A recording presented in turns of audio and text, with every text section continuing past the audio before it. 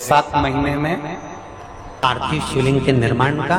और उसमें एक बात कही गई कि जब संसार का मनुष्य मृत्यु लोक में रहने वाला मानव, मृत्यु लोक में रहने वाला मनुष्य मिट्टी के शिवलिंग का निर्माण करता है, पार्थिव शिवलिंग का निर्माण करता है, और जिस घर में पार्थिव शिवलिंग का निर्माण होकर उसकी पूजन होती है, घर का सदस्य उस पर अगर एक बूंद जल समर्पित कर देता है तो जितने घर के सदस्य होते हैं उस पार्थिव शिवलिंग के निर्माण को करने वाले होते हैं, पूजन करने वाले होते हैं, उनको 6 महीने तक किसी बड़ी बाधाओं को झेलना नहीं पड़ता, वो दुख अपने आप कट जाता है। एक नियम बना लो बैसाख महीने से। शाक महत्तम में ये वर्णन किया कि एक बेलपत्र का वृक्ष हो या पीपल का वृक्ष हो या तुलसी का पौधा हो या आंवले का वृक्ष हो या बट वृक्ष हो, उस वृक्ष के नीचे बैसाख के महीने में जो जल समर्पित करा जाता है उस जल की पुण्याई इतनी प्रबल हो जाती है कि व्यक्ति के जीवन में जितना पाप कर्म करा होता है वो सब निष्फल हो जाता है, वो सब समाप्त हो जाता है। 7 महीने में पार्थिव शिवलिंग के निर्माण का। और उसमें एक बात कही गई कि जब संसार का मनुष्य मृत्यु लोक में रहने वाला मानव, मृत्यु लोक में रहने वाला मनुष्य मिट्टी के शिवलिंग का निर्माण करता है, पार्थिव शिवलिंग का निर्माण करता है, और जिस घर में पार्थिव शिवलिंग का निर्माण होकर उसकी पूजन होती है, घर का सदस्य उस पर अगर एक बूंद जल समर्पित कर देता है तो जितने घर के सदस्य होते हैं उस पार्थिव शिवलिंग के निर्माण को करने वाले होते हैं, पूजन करने वाले होते हैं, उनको 6 महीने तक किसी बड़ी बाधाओं को झेलना नहीं पड़ता, वो दुख अपने आप कट जाता है। पार्थिव शिवलिंग का निर्माण बैसाख महीने, बैसाख के महीने में मिट्टी के पात्र में जो रात्रि भर जल रखा हो, मिट्टी के पात्र में, अगर आपके पास में घड़ा हो, हंडा हो, नी हो तो दिया हो, दीपक हो, कुल्लड़ हो, कोई भी तुम्हारे पास में जो मिट्टी का पात्र उसमें जल भरना, वो जल बैसाख के महीने की किसी भी सोमवार के दिन, किसी भी सोमवार के दिन, बैसाख महीने या किसी प्रदोष के दिन या बैसाख महीने के शिवरात्रि के दिन, वो मिट्टी के पात्र का जल अपने घर के प्रत्येक व्यक्ति का स्पर्श कराकर उस मिट्टी के पात्र के जल को तांबे के पात्र में डाल लीजिए और घर के प्रत्येक व्यक्ति का स्पर्श करा लीजिए और शंकर भगवान पर कुंदकेश्वर महादेव के नाम से समर्पित करिए। कुंदकेश्वर महादेव, कभी जीवन में पीछे पलट कर देखने की जरूरत नहीं पड़ेगी, आप उन्नति की सीढ़ी की ओर बढ़ते चले जाएंगे। बैसाख महीने में मिट्टी के पात्र का जल भगवान शंकर को समर्पित होना चाहिए, उसका सुख हमारे जीवन को एक आनंद फल प्रदान। जैसे कहते हैं ना, कोई अच्छा मिले ना मिले, धन मिलने से कोई भाग्यशाली नहीं होता, सत्ता मिलने से कोई भाग्यशाली नहीं होता, वैभव मिलने से कोई भाग्यशाली नहीं होता। महाराज, धन मिलने से कोई भाग्यशाली नहीं होता, वैभव मिलने से कोई भाग्यशाली नहीं होता, सत्ता मिलने से कोई भाग्यशाली नहीं होता, बड़ा मकान मिल जाने से कोई भाग्यशाली नहीं होता। शिव महापुराण की कथा कहती है, अगर 2 सही मिल जाएं तो तुम्हारा जीवन सफल हो जाए, एक गुरु सही मिल जाए और दूसरी घरवाली सही मिल जाए तो तुम्हारी जिंदगी स्वर्ग। दुनिया का सबसे भाग्यशाली व्यक्ति वो होता है जिसको 2 ठीक मिल गए, 2 अच्छे मिल गए, एक गुरु अच्छा मिल जाए, दूसरी जम के बोलो घरवाली अच्छी मिलेगी। गुरु अच्छा मिलेगा तो तुम्हें स्वर्ग की सीढ़ी चढ़ा देगा और घरवाली अच्छी मिलेगी तो घर को स्वर्ग बना देगी।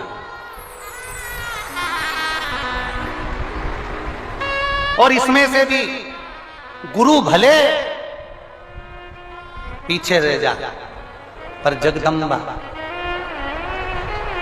बैसाख के महीने में 9वीं तिथि को माता जानकी का प्रागट्य हुआ है पृथ्वी से।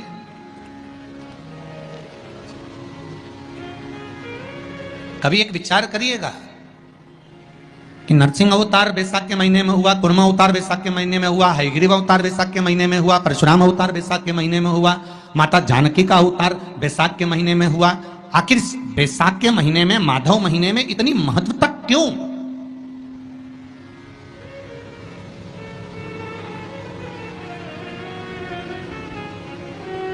बैसाख के महीने में पड़ने वाली एकादशी, चतुर्थी, प्रदोष, अमावस्या, पूर्णिमा, शिवरात्रि, ये सभी इतनी महत्वपूर्ण क्यों हो जाती है?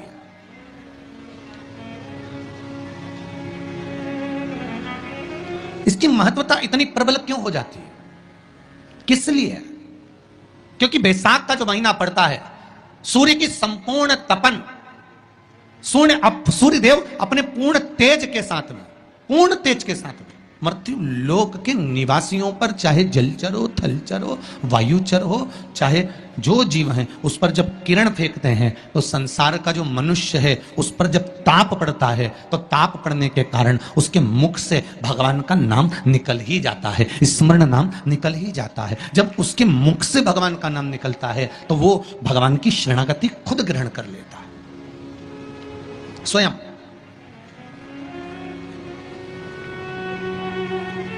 शरणागति ग्रहण कर लेना। बैसाख की पोथी पढ़ते हो आप लोग? आप में से अगर कोई पढ़ता हो बैसाख महीने की पोथी, तो उसमें एक वर्णन आता है। गीता प्रेस गोरखपुर के कल्याण अंक में भी आप ये पावन बैसाख चरित्र श्रवण कर सकते हैं। उसमें बैसाख महीने की पोथी में 10वें दिवस की कथा में 10वें अध्याय में एक व्याध और शंख मुनि का चरित्र आता है।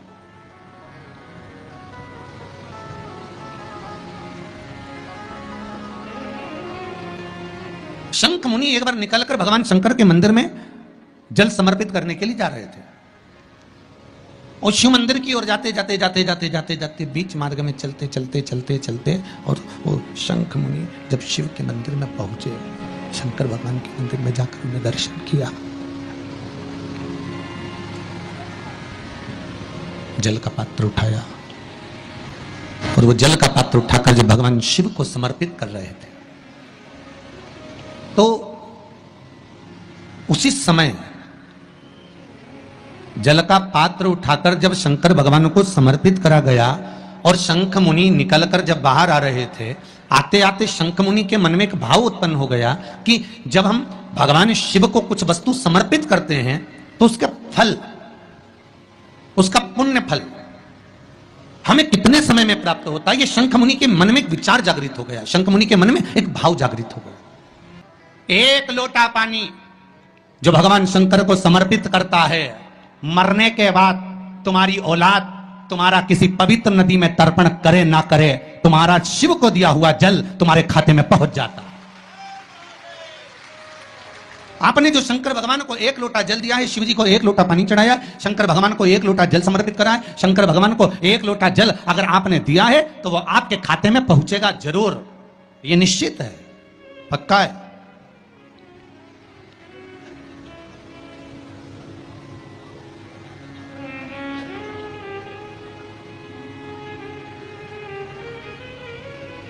और शिव भक्ति के अनुसार, शंकर भगवान के अनुमोदन के अनुसार, पहले भी कथा में कहा, आज फिर कह रहे हैं, आप जब शंकर भगवान को एक लोटा जल समर्पित करते हो तो वो 33 कौटि देवताओं के हिस्से में चले जाता है, एक भाग पितरों के हिस्से में चले जाता है, एक भाग आहूतों के हिस्से में चले जाता है, एक भाग वाचुकों के हिस्से में चले जाता है। आपने जो भगवान को दिया वो धीरे धीरे धीरे धीरे धीरे धीरे धीरे बढ़ता चले जाता है, भगवान के धामों में पहुंचता चले जाता है। जिन जिनको आपने नहीं भी दिया, शंकर भगवान पे चढ़ा हुआ जल उन तक भी पहुंच जाता है। ये केवल आपकी निर्मल और आनंदित भक्ति के बल पर पहुंचता है, भक्ति के बल। एक हरिचंदन का वर्णन आपको पहले कथा में करा है, सुना है आप लोगों ने कि नहीं सुना? तुलसी की लकड़ी जब सूख जाती है तो उस तुलसी की सूखी हुई लकड़ी को घिस कर चंदन बनाया जाता है और उस चंदन को भगवान ठाकुर जी को, लड्डू गोपाल को, भगवान कृष्ण को, राम को या शालिग्राम भगवान को वो चंदन लगाया जाता है। तो उस चंदन की महत्वता इतनी प्रबल होती है, उस चंदन की इतनी प्रबल महत्वता होती है कि उस चंदन को जब भगवान पर लगाते हैं और लगाया हुआ चंदन हमारे हाथ में जो रह जाता है उसको संभाल कर रख लेते हैं। वही चंदन जब किसी बच्चे को निमोनिया हो जाता है या ठंड की शिकायत हो जाती है या उसकी श्वास चलने लगती है या उसका दम भराने लगता है, बच्चा की पसली चलने लगती है, तब केवल उस चंदन को कंठ पर लगा दिया जाता है तो 20 से 25 मिनट के अंदर वो बच्चा ठीक हो जाता है। उसकी इतनी प्रबलता होती है, हरी चंदन महत्वता होती है। अब तुलसी की जड़ को घिसकर उसका चंदन बनाकर भगवान को लगाना, वो हरी चंदन। उसी तरह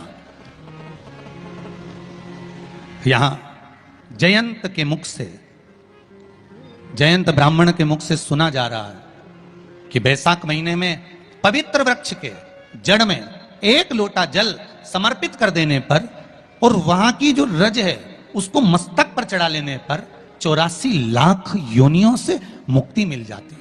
84 लाख योनियों से। आप में से कितनी माताएं या कितने भाई लोग बैठे हैं जो शंकर जी के मंदिर पर जाते हैं और मंदिर पर जब जाते हैं वापिस जब लौट कर आते हैं तो मंदिर की चौखट का स्पर्श कर कर अपने मस्तिष्क पर उस रज को लगाते हैं? आप में से कितने लोग हैं? हैं बहुत सारे, ठीक है। अब जितने लोगों ने हाथ उठाया और नियम से अगर शंकर मंदिर की दरवाजे की चौखट पर भगवान शंकर को जल चढ़ाने के बाद जब आप लौट कर आ रहे हैं और उनकी चौखट पर आपने हाथ फेर कर अपने मस्तिष्क पर उस रज को लगाया है, वो धीरे धीरे अपने भाग्य की ओर देखते हैं। तारीख लिख लेना कि मैंने इतनी तारीख से मंदिर जाना चालू करा, इतनी तारीख से मैं ये काम कर रहा हूं और इतनी तारीख तक मुझे ये फल की अनुभूति हुई। ये देख, विश्वास जागृत होने पर फल की अनुभूति है। किस किस के घर में तुलसी का पौधा है? सबके यहां है? रख लो।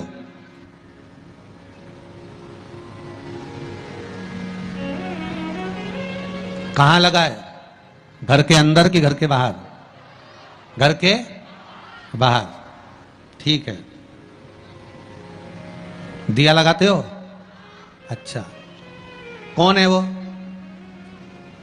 जिस तुलसी मैया को दिया लगाते हो? कौन है वो? बोलते तो जाओ जरा जल्दी जल्दी। माता है। घर में जो सास है वो कौन है? वो भी बोलो तो जम के बोलो जरा। माता है। बैसाख का महीना चल रहा है, बहुत जोरदार गर्मी पड़ रही है, बहुत जोरदार गर्मी, खूब जोर की। तुम्हारी सास की कुर्सी घर के बाहर लगा दो।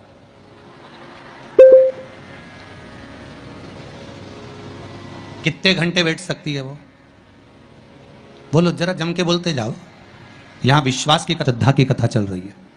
क्या चल रही है? भाव और श्रद्धा की कथा चल रही है। कितने घंटे बैठेगी वो? अरे 1 घंटा भी जाने दो जी जियो। 15 मिनट ऐसी चिलचिलाती हुई धूप में वो बैठ जाए, बहुत कठिन बात, बहुत कठिन।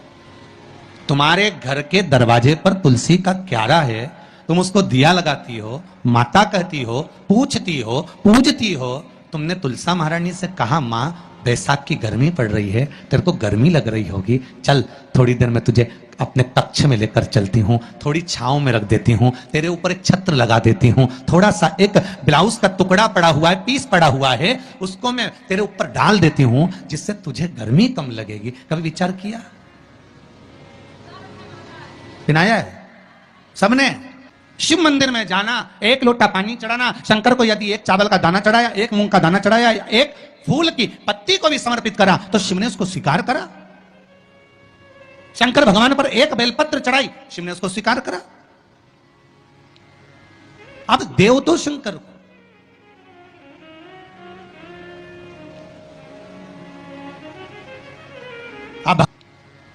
अब देव तो शंकर को,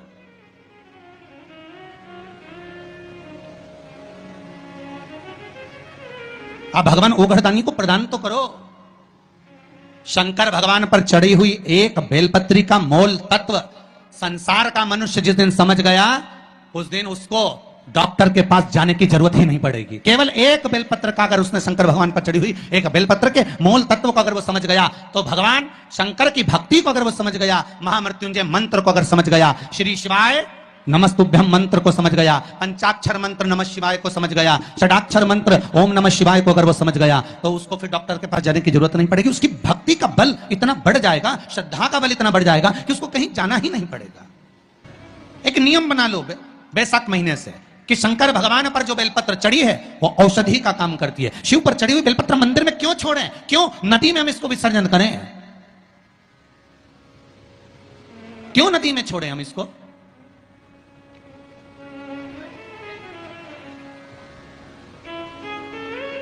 उसको उठा लाए, उसका प्रयोग करा, खाया और उसका जो फल हमें मिला वो जीवन का सुख। हम तो ब्राह्मणों से भी कहेंगे, जितने ब्राह्मण जन शंकर भगवान के मंदिर में पूजन करते हैं, जितने विप्र जन भगवान शिव के मंदिर में पूजन करते हैं, उनको करबद्ध निवेदन, उनके चरणों को प्रणाम कर कर, उनके चरणों को नमन कर कर, उन ब्राह्मणों के चरणों को नमन कर कर निवेदन करूंगा कि आप शंकर जी के मंदिर में कोई प्रसाद बांटो ना बांटो। जो बेलपत्र शंकर जी के मंदिर में चढ़ती है उस बेलपत्र को उठाकर धूप में डाल दो, सुखा लो, पीस लो और पीसने के बाद उसकी पुड़िया बना लो। उस पुड़िया को प्रसाद के रूप में देना चालू कर दो कि ये खाना चालू करो। किडनी, लीवर, शुगर, बीपी सब धीरे धीरे धीरे धीरे समाप्त होने लगेगा। तुम करो तो